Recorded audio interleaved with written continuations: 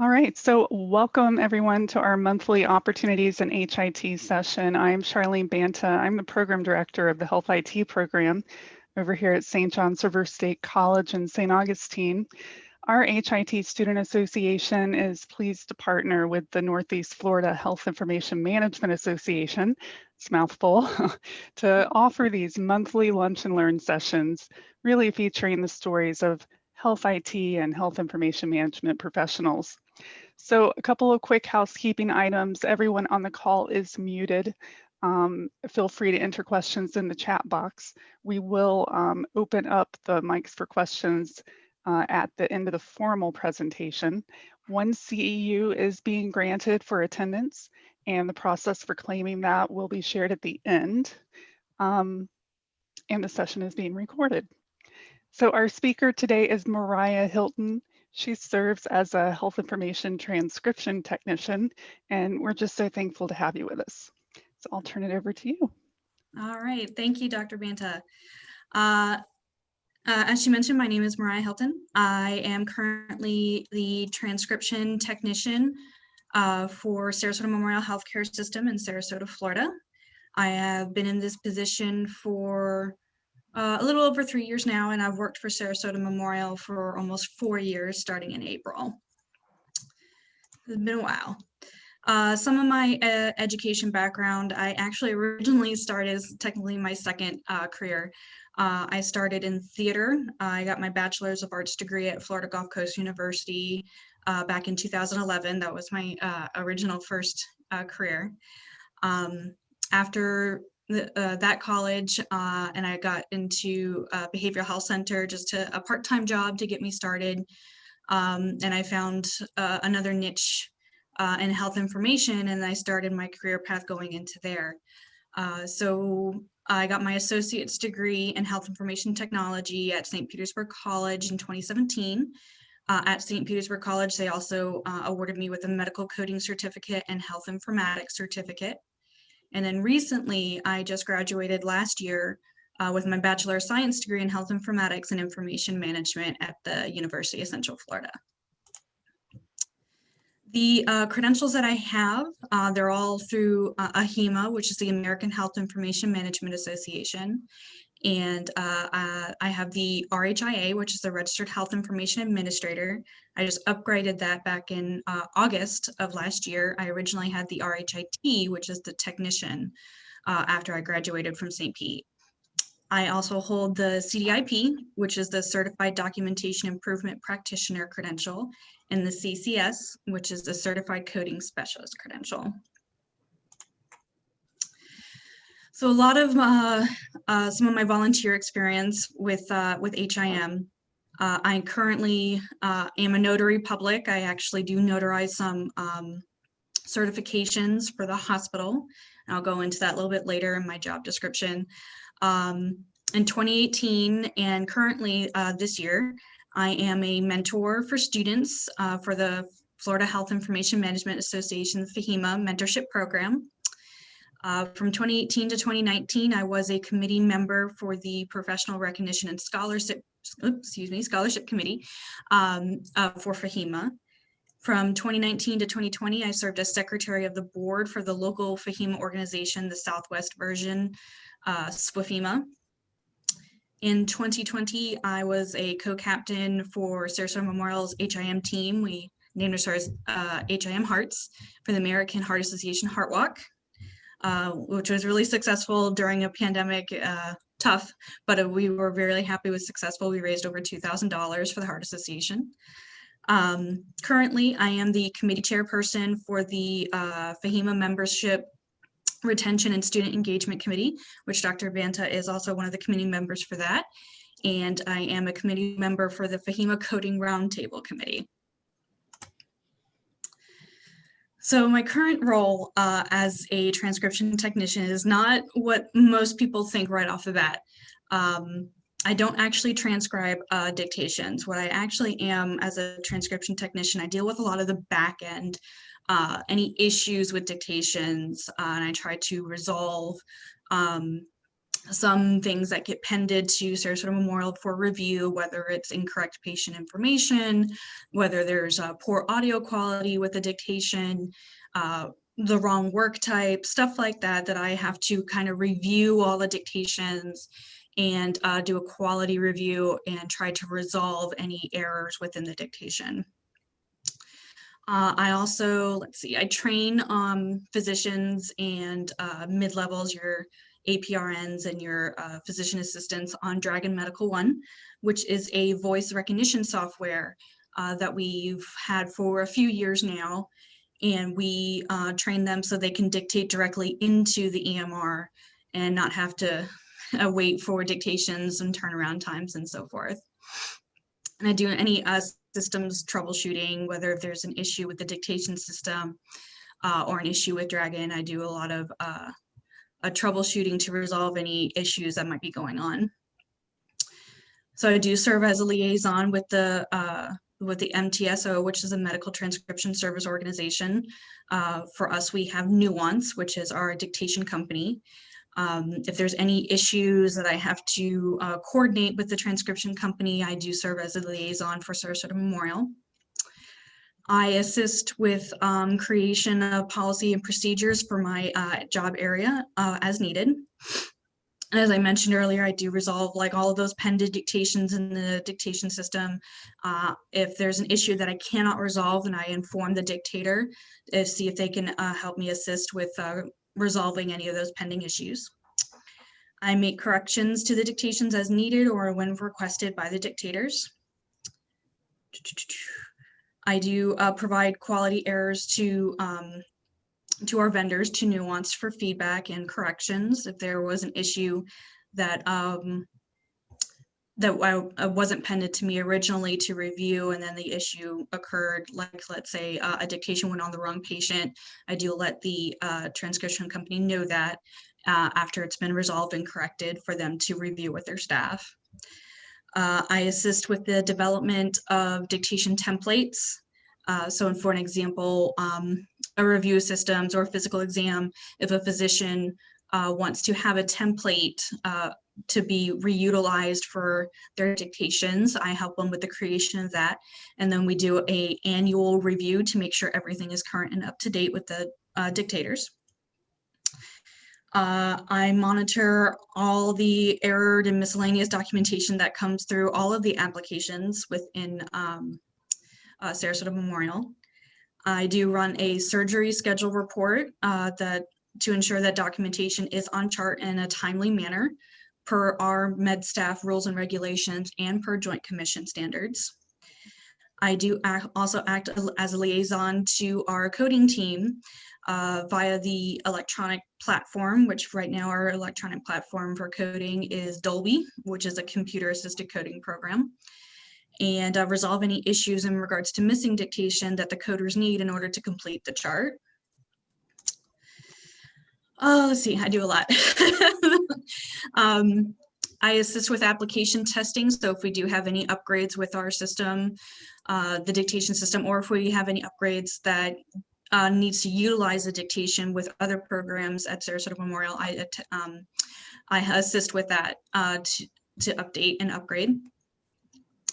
I conduct, as an HIT, as a credentialed person, I do help conduct monthly medical chart reviews to ensure the compliance with our med staff's rules and regulation, and also as well with Joint Commission standard, because we are Joint Commission accredited. I certify when it is requested or when we are subpoenaed for the legal medical record, for medical record requests. So if we have a subpoena, I do review from our release of information company their prepared invoice of the legal health record, and I ensure that it is what it is true and accurate.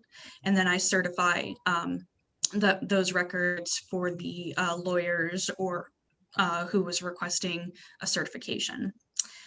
And then just any other duties that is assigned, which can be a lot sometimes. I do coordinate with many departments throughout the hospital, and I do get a lot of odds and end jobs and duties.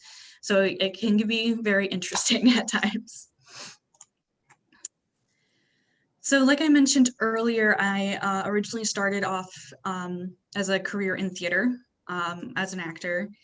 And I started as a part-time housekeeper at a behavioral health center just to get me, keep me as a job as I start working on trying to get a career in theater.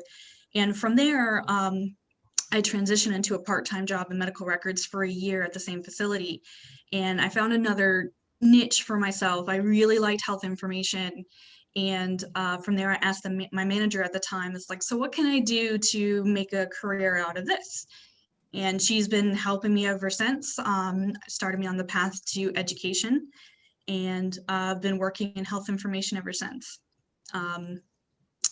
When I did my internship for my associates at St. Petersburg College, I landed me here at Sarasota Memorial. I did my internship with them, which I was very appreciative because at the time they already had a student. They graciously took me on as a second student, and they hired me pretty much right after my internship. I was offered a second shift position, so I worked from like 2 to 10:30 at the front desk area for the HIM department. And after I got my credential, I then transitioned into the transcription technician role. Some of the benefits for my role, I would say it's definitely challenging, and I mean that in a good way. For me, I like something that keeps my mind going, that keeps me challenged. I have the opportunity to really kind of investigate and solve like puzzles. We're kind of like we got to resolve a lot of issues, and for me, I really like that. I like just being challenged and kind of searching for things and having to resolve any issues that come my way. So and you get exposed to a lot in my job, and not just for HIM, but for a lot of different areas. So I really find that a great opportunity in my career. And like I said, it's never boring. It truly isn't. We do learn a lot of stuff every day, and I'm challenged every day. You learn, like I said, you learn a lot. But yeah, it's just never boring, whether it's from a physician, whether it's dealing with systems, whether it's communication. It's never dull, which I really like, or else I'd be really bored.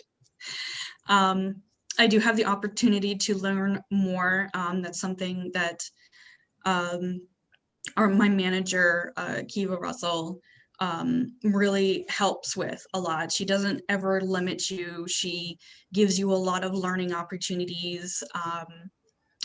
We do have an education platform through Sarasota Memorial, which allows you to do a lot of educational modules and webinars to help you learn some more areas.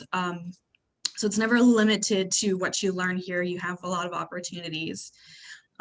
Definitely networking is also another benefit. I learn a lot of things working with other departments, whether it's nursing, revenue cycle, coding, the auditing. It's just, you definitely get a chance to learn from other people and network and understand a lot of different areas and how they coordinate in the flow of everything in the health information department. And then I also have the opportunity to lead. I am a subject matter expert in my area, so I do have the tendency to really train other staff, train other departments on my area and what I do, and have the opportunity to lead in regards to, like, let's say the system application upgrades. I would be the contact person. I would lead in regards to setting that up in the project management area and so forth. So there's a lot of opportunities, whether it's learning, whether it's leading, networking. There's a lot of benefits to my role. Some of the challenges of the role definitely is dealing with physicians. If anybody's ever worked in customer service, you know how hard it is to sometimes deal with difficult customers. So it's like the same thing with physicians. Sometimes physicians can be really, really difficult. And unfortunately, sometimes it can get a little mean if they're not getting their way. So you really have to have thick skin with dealing with physicians. So that's definitely a challenge. Time management, because so many things can be thrown at me at once in just one day. I have like my set list of things I do every day, whether clearing out queues or dealing with dictations. I can just get emails all of a sudden. I can be thrown into a meeting. So it can get overloaded. And it's just really important that you are good at organizing and rearranging your priorities at a moment's notice. The communication and coordination with multiple departments can be a challenge as well, especially if there's a lot of, like, let's say a lot of hands in the cookie jar trying to figure out something, and communication can be kind of difficult. So teamwork is important and definitely essential when handling with multiple departments. COVID-19 was also a challenge, obviously. One of the big things we had to deal with was adapting trainings in a safe environment. Dragon Medical One, the training I do on one-on-one. So having to kind of adapt into an electronic world instead of the one-on-one, having them, be on hands and learning at the same time has been difficult. Physician orientation as well. We train physicians on how to enter documentation into the chart, and that became all virtual as well. So having to adapt and create a brand new presentation to help them in understanding on how to enter documentation into a chart was very challenging. So I've been told there was a lot of interest in regards to pay. So Sarasota Memorial, they do, I believe it is an annual job market analysis to help determine the rates for positions like mine. At this time, for my current position, you see on the screen, the minimum is $17.95. Median area would be $22.45. And the maximum would be $26.95. And that can change. Like I said, they do a job market analysis annually, determine if there's any rises or declines in regards to the pay. I will say if there is a decline, they don't change that.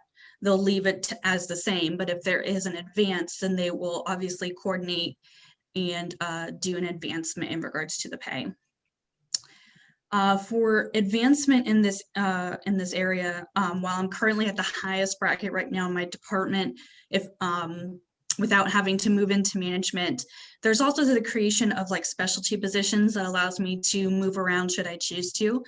Like I say, we have an HIM data analyst that was created a couple of years ago, which is something I could be qualified for. We do have an HIM quality specialist, DNFC or DNFB coordinators, all those little specialty jobs that are being created as things are advancing and adapting to certain changes. So some recommendations I have for students is don't be afraid to start from the bottom. For me, like I said, I started in a second shift position at the front desk area, not exactly where I wanted to be, but I think it was a great way to get into the door.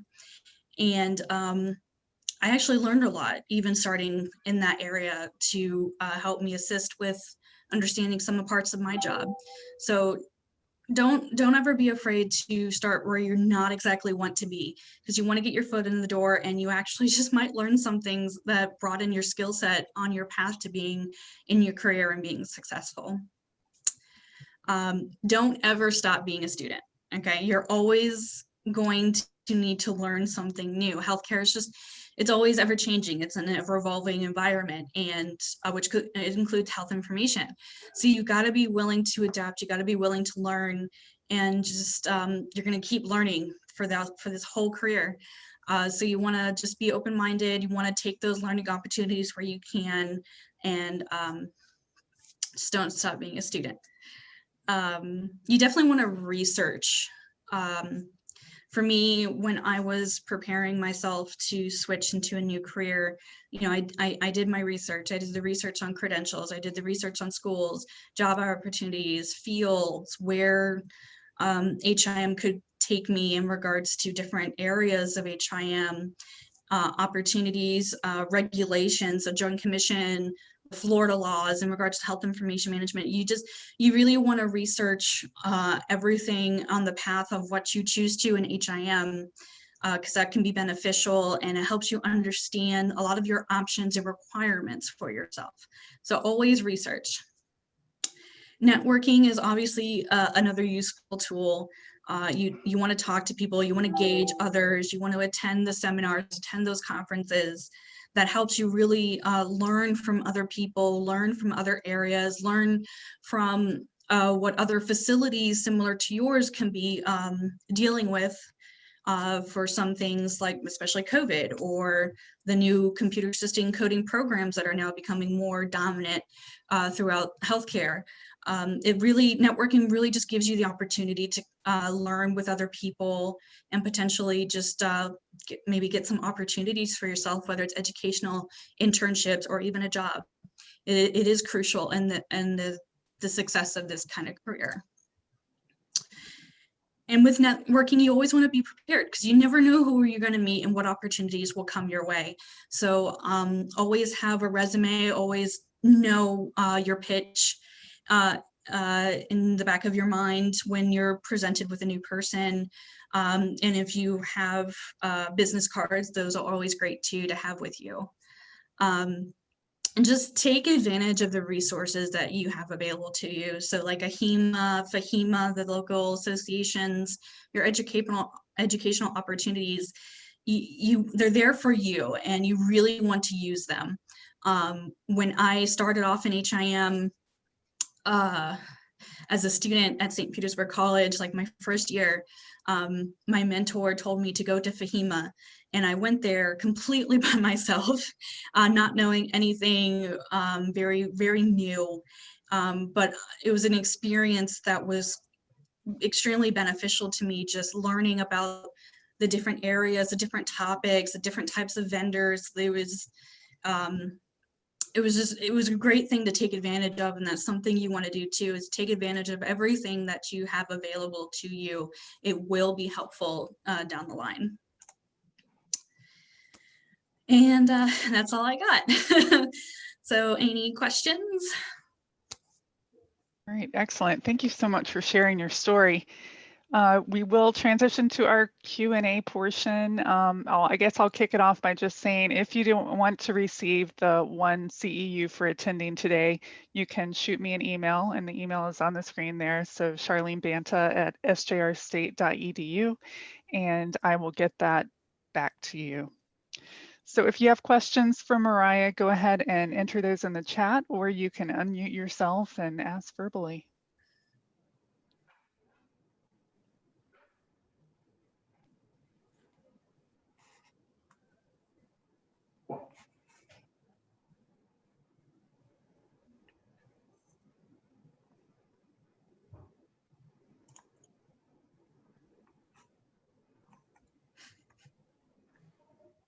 So I'll start with one question for you, Mariah.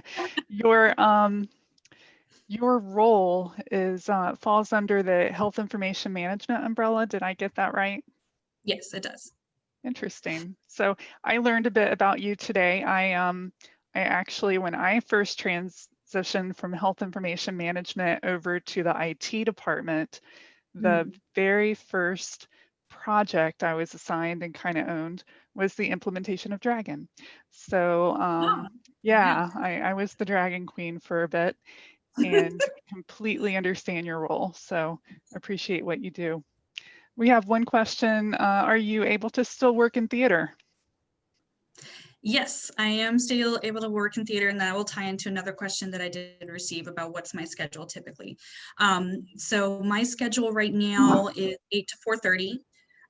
My partner, when I receive another partner, she does a 6 to 2:30. So it's mostly a morning shift, and I'm able to do theater at nighttime because that's when a lot of performances do occur. So I am still able to balance both. I love doing community theater. I still, even though I don't have a full-on career in theater right now, I still do community theater, and I still do it as a volunteer experience, which is still really great for me. I still really enjoy it. Let's see. Another question I have received. Oh boy. let's see, how long after graduating did you wait to take the CCS and CDIP? So actually, when I graduated St. Petersburg College, I immediately sat for the RHIT. At the time, and this is why I say you really want to research credentials, because the requirements for credentials can change. So at the time, after I got my RHIT and reviewing the CCS, I was eligible to immediately sit for the CCS exam, when before you had to have like the experience first, but they allowed to have just the credential to sit for it. So after studying really, really long time, because I really want to make sure I was prepared for it, I think I sat for it about a year after I received the RHIT. Now the CDIP I just received actually after I got my RHIA in August. So I sat for the CDIP back in September. And it was the second time I sat for that. I originally sat for that at the end of 2019 as a requirement for my PPE2 course at UCF. And unfortunately, I didn't pass the first time. I was like 6 points off the mark. Probably shouldn't have done that the same day of my divorce, but I tried anyways. And so after I got the RHIA back in August, I knew I had to resit for the CDIP exam, and I rescheduled it, and I ended up passing back in September. Any study tips for those exams? Again, use the resources you have available to you, whether it's your teachers, the study guides, the recommendations. HIMA for their credentials do have a list of some of them recommended books to you to utilize for the exams, and those are really helpful too. So you just really would just want to study the outline that HIMA provides for the exams, and really just do your research and review those outlines, whether books can help you or online resources. Those are what really helped me in regards to studying for those exams. How to find internships? It might be a better question for Dr. Banta and your teachers. They usually help assist in regard to finding internships. For me, what I did originally was I just I looked at facilities that I wanted to actually internship in. So I looked at the hospitals around me or any outpatient clinics. Those were the areas that I looked for in regards to trying to find an internship, and I would just call them up. And I would call the health information department or medical records, and I would ask them if they do internships, if they do take on students for an internship. And this is pretty much what I did. It was just research around the areas that I wanted to actually internship at. But otherwise, you do want to actually just kind of coordinate with your teachers in regards to internships. They will have probably a list of, for you for organizations around your area that would be willing to take on a student. Let's see, next question. I have an HIMA cert CCA and very hard time getting a chance with no experience. So that is the that is the catch-22 with getting a coding credential but not having any experience. And I do have one of my mentees as well that's kind of dealing with that same issue. So a lot of jobs out there for coding do require experience and a credential.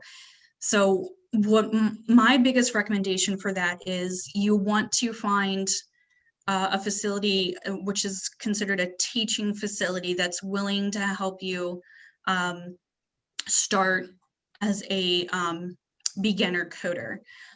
Or as well, you just want to start in a different area. Like for me, I started in the HIM department, or actually HIM department here at Sarasota Memorial is divided into teams because it's so big. So I work in the operations team. We do have a coding team and then a coding quality team. and you just want to just start where you can and then work from there with the coding department. And once they have something available, that gives you an in with that networking, and you can transition into coding from there. So that's the biggest recommendation I have. I know it is really hard. I have the CCS, and it is still really hard for me to get a coding job, but you just really want to do your research, talk with facilities that you want to work for, and see what they're willing to do in regards to helping you get started in a coding career. I had one of my friends that I was hired with, she started in the operations team as a prepper scanner for the medical record, but she wanted to go into coding, and that's exactly how she did it. She started in this kind of area, and then she worked with the coding manager here at Sarasota Memorial, and when they had an opportunity available, she then transitioned to coding, and she's been a full-time coder ever since. So just, you want to do your research, you want to network and just talk with people, and I think that's the greatest way to get in for a coding career. Okay, next question. What was your first role in your part-time position in the HIM department? So at the behavioral health facility I worked for, it was just medical records is what they called it. So I would say my job was just a medical record technician. What I did at the time was I scanned records into the EMR, whether it was insurance authorizations or progress notes, psychology notes. That was the biggest thing I did, was pretty much doing a lot of prepping and scanning. Are there currently positions open at your facility? Is it possible to be remote? For the operations team, I know there is one position available, which is my my partner position. So there is a health information transcription technician position open right now. Unfortunately, that won't be remote. That will have to be on site. And I think the other ones that are available are currently like coding auditors at this time and a coding educator position. As of right now, I do not believe those are remote. Some positions can be remote, but that's something you would want to really research the job description on, because the job will tell you whether it's remote or not, or you can just contact the facility that you're looking at the position for and see what are the options for remote and whatnot. Let's see.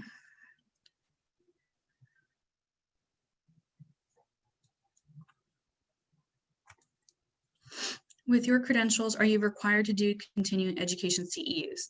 So yes, with my credentials, I believe I'm required for the RHIA to do 30 CEUs a year, and then an additional 20, I think, for my additional credentials. So 20 for the CCS, 20 for the CDIP, and that would be a total of 70 CEUs. So I do have to do CEUs every year to maintain my credentials.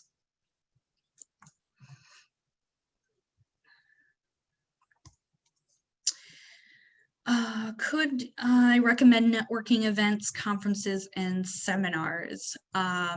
Yes, definitely the FHIMA Conference, which is a yearly thing. That is a great conference to go to. That was my very first conference I ever went to as an HIM student, and I learned a lot and I networked a lot.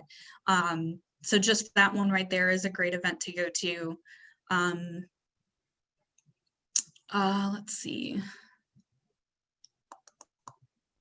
I did go to the HIMA Conference back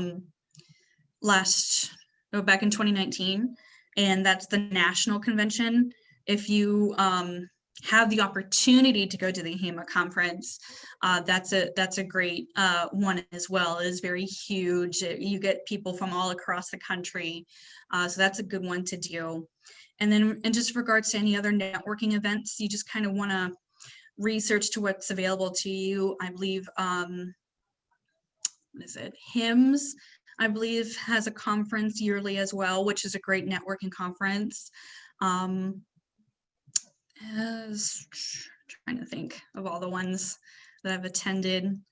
I did attend a student conference once that FHIMA provided a few years ago back, but they have incorporated that student pathway into the full FHIMA convention.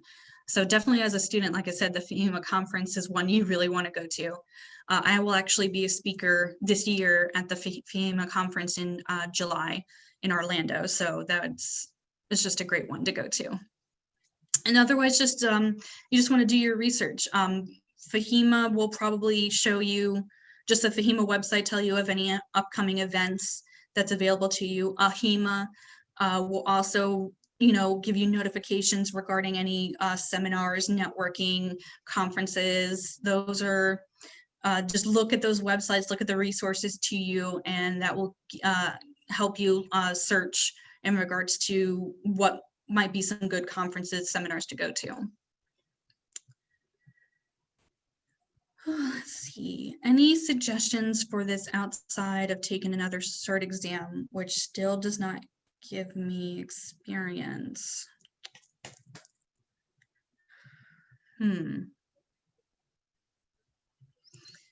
I'm not sure. I understand that question. If you can rephrase that for me, in regards to what you're suggesting for outside of taking another CERT exam. If you could be a little bit more specific, Pamela, that'd be great. Oh, I already answered that. Okay. Let's see. Oop.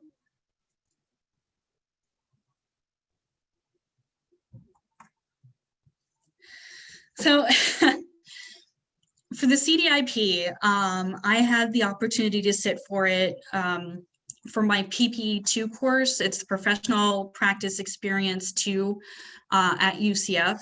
The reason why they had me sit for that exam was because I already had my CCS. The PPE2 course at UCF is geared for students sitting for the CCA, and they pay for students to sit for that in the interim of getting their RHIA. But because I came into the program with already an RHIT and a CCS, they decided the next credential that would be likely beneficial for me would be the CDIP. So my whole course for the PPE2 course was studying and learning more about CDI. And they enabled me to sit for that exam because they pay for it. I also did take a 2-day educational seminar with an outside program, an outside organization, excuse me, that trained on CDI.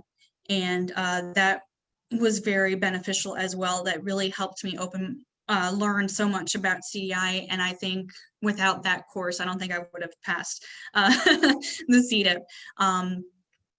I'm trying to remember the organization that hosted that. I believe the organization was called Morsley, but don't quote me on that. I can actually get back with Dr. Banta in regards to the organization that hosted that CDI workshop, and so they can give you that information and see what opportunities they have in regards to future workshops. Okay, I think that's all. I've answered all the questions so far. Is there any more questions?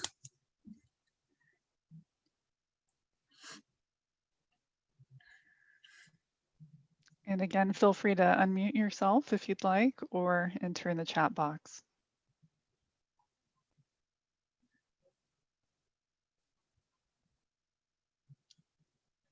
I'm gonna take a drink.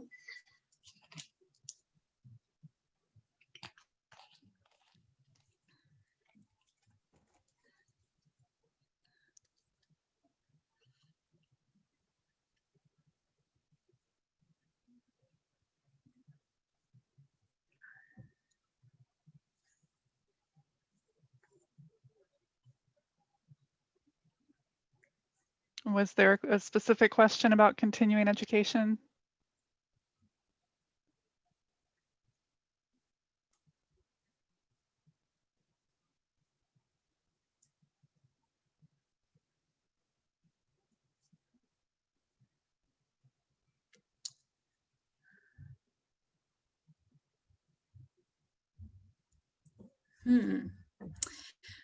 Okay, so the question, as far as continuing education after earning an associate's and heading into a bachelor's degree, would you suggest continuing on to healthcare admin or healthcare informatics? It's really your preference. You really want to do your research and see what area of that would you like to get into. For me, I want to get into management one day, so I went straight into from the HIT to the RHIA to doing more of the administrative side. Now, informatics, you know, this is like I said, we're ever evolving, we're ever changing, and data is becoming more and more relevant as we're evolving. So healthcare informatics is a great career to go into, and more jobs are leaning more to those informatics, to that data.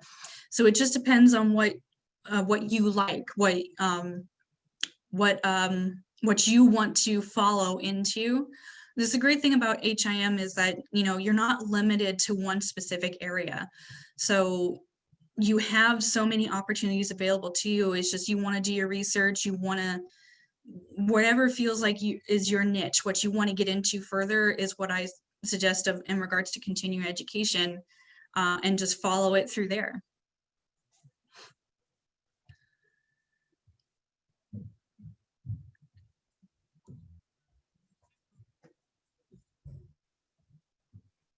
All right, final call for questions.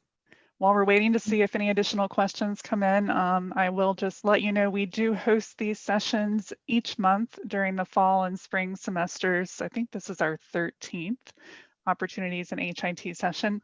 The recordings are stored out on the Northeast Florida Health Information Management Association's YouTube channel. So that's FHIMA if you're looking for that out on YouTube.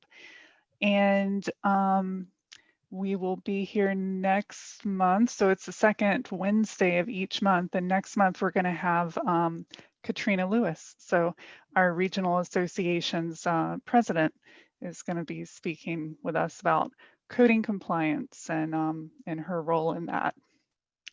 So it looks like we have another question for you, Mariah. Okay.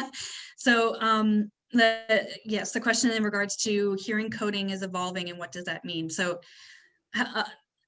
technology is evolving, and so is healthcare, and so do all the portions of healthcare. In regards to coding evolving, we're evolving more so into computer-assisted programming. Computer-assisted coding. You're seeing a lot of those kind of platforms evolve in assistance to coding. And of course, always with coding and different diseases that are occurring, different treatments, the codes themselves, they change on a yearly basis. Every October 1st, we get new codes, we get revised codes, we get deleted codes. So coding evolves in different aspects. The biggest evolution, I would say, besides the code updates, would be we're transitioning into more of an electronic coding platform, which is the computer-assisted coding programs.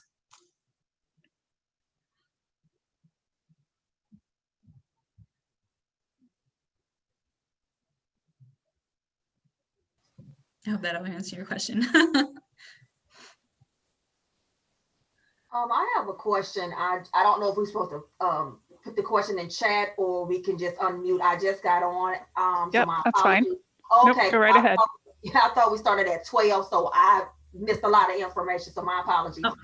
Oh. And you might have already answered this question, but if not, my apologies. But my question is with regards to, because my plan is to acquire my AS in HIT and then continue my education for my bachelor's, either in health, in organizational health or organizational management. I'm not for sure. I can't think of the exact degree yet. But okay, what would be the difference between the organizational management and health services and the organizational management, and the other organizational management degree? Well, in regards to healthcare, it's gonna be more specific. For organizational management, it's gonna be specific to the healthcare industry. And a generic organizational management will just be, you know, your pretty much basic organizational management and I would say in just like the business community. What you want to do is you just want to research. You want to research the program, and you would want to research the opportunities that are available to you with the degree once you have it. That way you can really learn and differentiate between the two and help you as a guide to figure out which path you would want to go on to. Understood. Yeah, I thought that. Okay. Okay. Thank you, Mariah. You're welcome. Let's see, another question do I have is, do you feel that CAC, the computer assisted coding, is going to interfere with basic coding in HIM jobs? How will it affect the career coder? So there was a lot of fears in regards to computer assisted coding programs of whether or not they would phase out the coder. You know, I've heard this for many, many years, as even when I started off as an HIM student and I wanted to be in coding, and I heard that coders would be phased out. Well, that's not entirely true.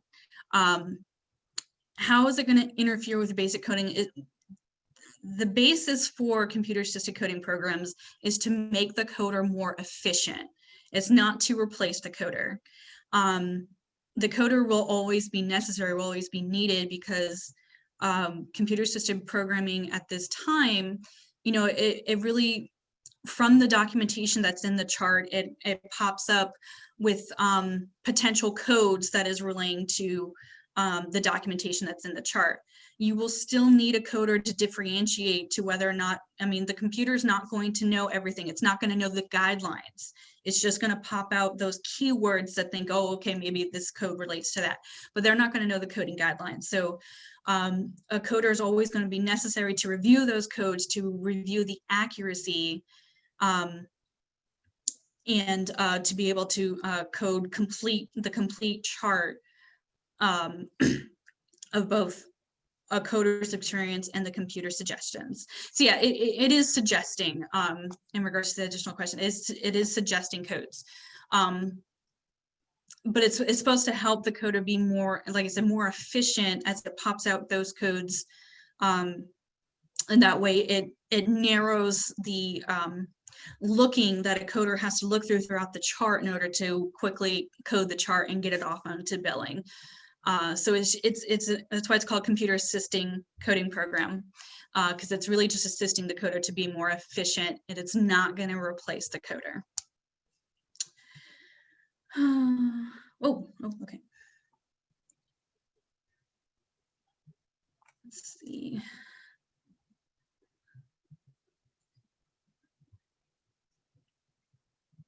Yes, I agree with Charlene for that one. Would you recommend, since you have the CCA, to getting the CCS or the CDIP next? You definitely want the CCS first before you get the CDIP. That would be more beneficial to you. Okay, so the ophthalmology practice I'm speaking with indicates the doctors do all their own coding. What have you seen with this?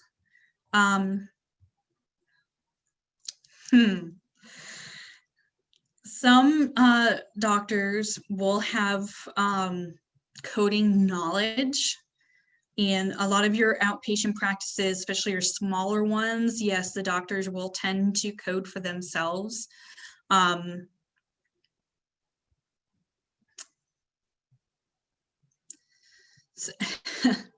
So for your question, what have you seen with this? I mean, it's going to be on the liability of the doctor in regards to their coding and their billing practices.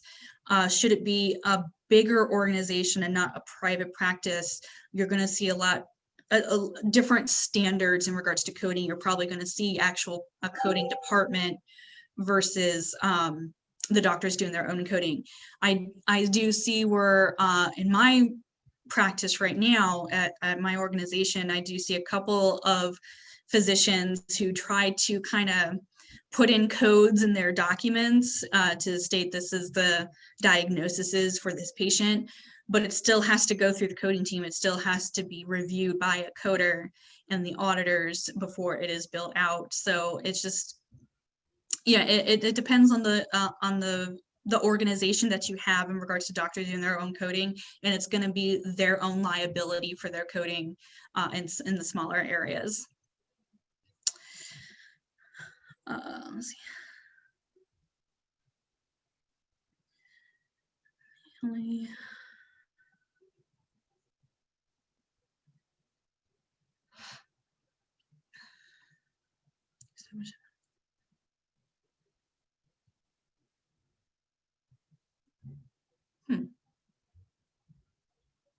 Okay. I don't think there's any questions. I think there was just comments. Is there any other further questions that anybody else has?